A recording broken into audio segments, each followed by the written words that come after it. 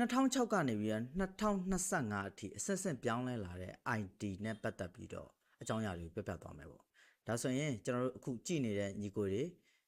junior တွေရှိမယ် beginner တွေရှိမယ်ဘူးသူရရသွားမယ်ဘာဖြစ်လို့လဲဆိုတော့ IT ဆိုတာကဟိုးအရှိမသင်ခဲ့တဲ့အကြောင်းအရာတွေဟိုးအရှိမရှိနေတဲ့အကြောင်းအရာတွေကိုကျွန်တော်တို့ကကြော်ခွပြီးသွားလို့မရအောင်ဒါတွေကိုသိသားမှသာလျင်ကျွန်တော်တို့က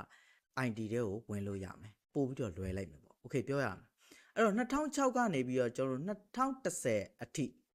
ကျွန်တော်တို့က A+ တို့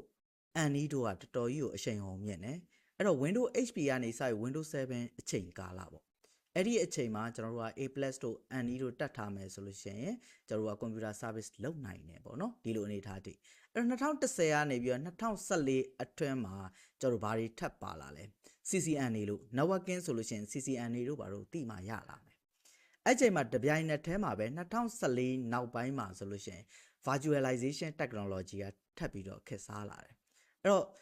2010နဲ့2014ကြားထဲမှာကကျွန်တော်တို့က CCNA ပါလာတယ်ပြီးလို့ရှိရင် Windows server တွေကိုပါကျွန်တော်တို့ IT တွေကလေ့လာရတယ်ဟိုးရှင်းမှာပြောခဲ့တဲ့2006ကနေ2010အထိ A+ တို့ NE တို့အပြင်ကိုနည်းနည်းအဆင့်မြင့်လာတယ် CCNA ပါလာမယ်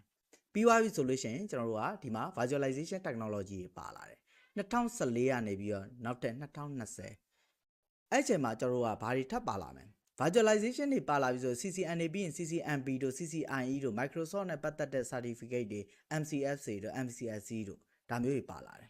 Linux နဲ့ပတ်သက်ပြီးတော့ Linux ကိုအစပြိုးလာ develop ဖြစ်လာမြန်မာပြည်အနေနဲ့ပြောတာပါအဲ့တော့အဲ့ချိန်မှာတော်တော်များများက Linux ဆိုတာမသိသေးဘူးပေါ့နော် Okay အဲ့တော့2020နောက်ပိုင်းကနေပြီးတော့စပြီးတော့ cloud computing တွေကအရန်ကို develop ထပ်ဖြစ်လာတယ် cloud computing မှာပါလာပြီဆိုလို့ရှိရင် cloud computing နဲ့ပတ်သက်တဲ့ဘာတွေပါလာမလဲ containerization တွေပါလာမယ်ဒါ2025အထိ2020ကနေပြီးတော့2025အထိ develop တစ်ခါတည်းဖြစ်လာတာဒီ cloud computing ရဲ့ containerization တွေရဲ့ automation တွေရဲ့ dashboard တွေ cyber security တွေပါလာပြီအဲ့တော့ဒါက2006ကနေပြီးတော့2025အထိ single ဖြစ်စဉ်ဖြစ်ပါတယ်ဒါကတောက်လျှောက် IT သမားတယောက်အနေနဲ့ကျွန်တော်တို့လေ့လာရမယ်လေ့လာသွားရတဲ့အကြောင်းအရာတွေပဲပေါ့နော်ဒါဆိုရင်အခုပြောတဲ့ဘူးသူရတွေကိုလက်ရှိမှာရောက်နေတဲ့